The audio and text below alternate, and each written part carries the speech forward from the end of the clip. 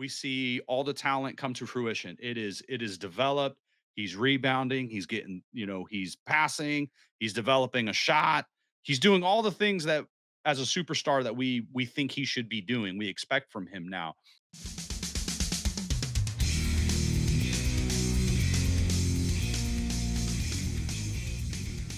Just a little bit mini Jonathan Kuminga update. Um, There we go. so uh basically the trade with Phoenix or Sacramento is still unlikely at this point unless the offers get substantially better. Um that's the report right now. And we're 29 days away from the start of the regular season. So there was one kind of thought that I was trying to work out in my head, and I'm wondering, the dream scenario would be something along the lines of Pajemski and Moody are both like, 14, 15 points per game level. And then, Curry and Butler, like as a combo, just go insane and the Warriors steal one more championship, right? That's like the dream scenario for this season coming up, right? Right. That's like, like everything lines up perfectly, right?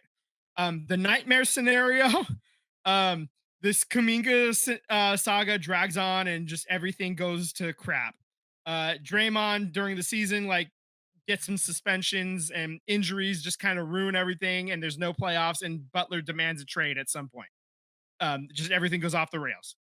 Um, and then somewhere in the middle, that's probably what the most realistic path option is.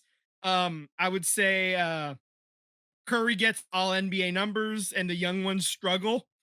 Uh, the lack of signings and trades probably hurt the season a little bit, and we're probably looking around 48 ish wins. We're looking at the either either hosting the play-in tournament like as a 7 or an 8 seed, or we sneak in as the 6 seed or the 5 seed maybe if we're lucky. And then that's kind of the end of the season, like maybe we get into the second round. That's kind of the middle path. I don't know, and obviously we're 4 weeks away from the start of the season, but and we can talk about it more, but that's kind of the three outlines that I see right now. You have the dream path, you got the nightmare path, and kind of the middle path is they get into the playoffs, but it just kind of fizzles out into nothing again. So I don't know. What do you guys think about that? Yeah, I think we've notoriously have never been good in the play-in tournament since Yeah, its creation 2 years ago, yeah. which I'm okay with that. It's more like three or four now at this point. It's been a little bit more Yeah, than that, but yeah, at the end of the day, you can't win the NBA championship in the middle of the season. So I think at that point, I'm okay with being mediocre at that tournament. To be honest with you, um, I do think Kaminga's going to be on the team. I think he's going to tender that qualifying offer, and what I think is going to happen is he will be traded in the middle of the season. Whether that relates to a starting player or if we're looking at draft picks, I think at this point, if I'm Joe Lacob, you got to do what you got to do to get Kuminga on your roster so you can start doing everything else you need to do. But I think you start looking at Kuminga as a value piece. So I would come down to Steve Kerr and say, hey, look, I need this guy to be a caliber player that teams want by trade deadline so I can build the team going forward. You know what I mean? So um, I don't know how you're going to do that. Obviously, the waters are pretty muddy with Kamingo right now and his agents. They've been pretty vocal about it. So has the ownership has been pretty vocal about it. So I think let them do that. But you come down to Kerr and you tell Kerr, I need him to be a player that it could be an asset come trade deadline. Um, I think the biggest piece is that the Warriors need a formidable big man. I've been saying it for a few years. Like I know big men don't grow on trees, but the way the NBA is going, you got to have a versatile big man, and if you don't have one, your chances are pretty limited. You know what I mean? If you look at the last few championships, it's been pretty versatile bigs. Teams that get pretty far have some pretty versatile bigs. So I think that's just the nature of where the NBA is going. It's always in flows. Everybody wanted to have a 3-point sniper like Curry. Now we're dealing with this. So I I wouldn't be shocked if the Warriors limp into the playoffs and are probably a first round exit again. That wouldn't Yeah. shock me one single bit.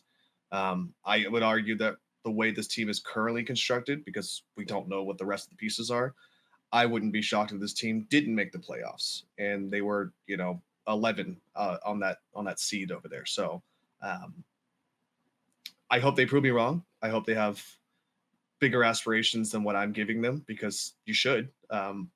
You've still got like the best shooter that ever lived on this planet, um, arguably one of the best defenders to ever play the NBA. So, and we get to see a full, healthy Butler.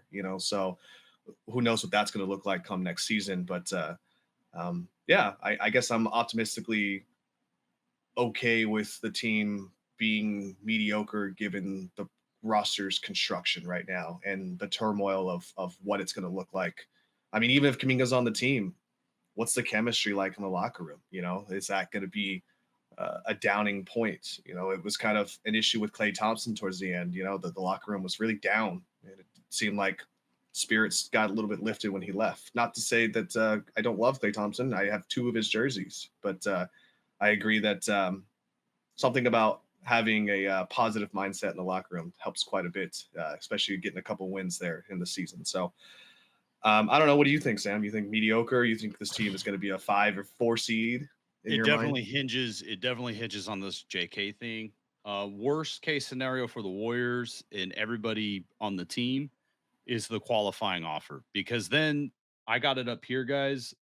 It's a Kaminga would then have a no trade clause. He would be an unrestricted free agent, and the Warriors don't get anything unless I believe a sign and trade. That would be their only. And I don't think Kaminga would want to do that. I don't think the if it gets to the qualifying offer, Kaminga ain't gonna help the Warriors. So he would have a no trade clause. You get nothing back. So I think the interest of the Warriors, one of them's going to cave. Kaminga's going to take the 3 years, 75 and the team option because then he can get traded, right? So he can get traded. So maybe there's a deal to be worked out where we don't know where you're gonna get traded to right now. And I think for the Warriors, they might cave and just give him the player option because they could still trade him, and now the new team needs to deal with the player option. But also too, like scenario one, you bring him in on any deal, and he's a freaking superstar. All of a sudden, like we see everything that we've been complaining about. We see all the talent come to fruition. It is developed. He's rebounding. He's getting, he's passing. He's developing a shot. He's doing all the things that as a superstar that we think he should be doing. We expect from him now. He's dominating games. He's putting stretches together. That's going to increase his value, which means you could get a better return, or all this drama is a thing of the past and he starts. Right? Like ultimately, that's what you want. You ultimately want JK to take the step forward and say, hell yeah, he deserves the bag. He deserves it. He's a bona fide superstar. That's what I want.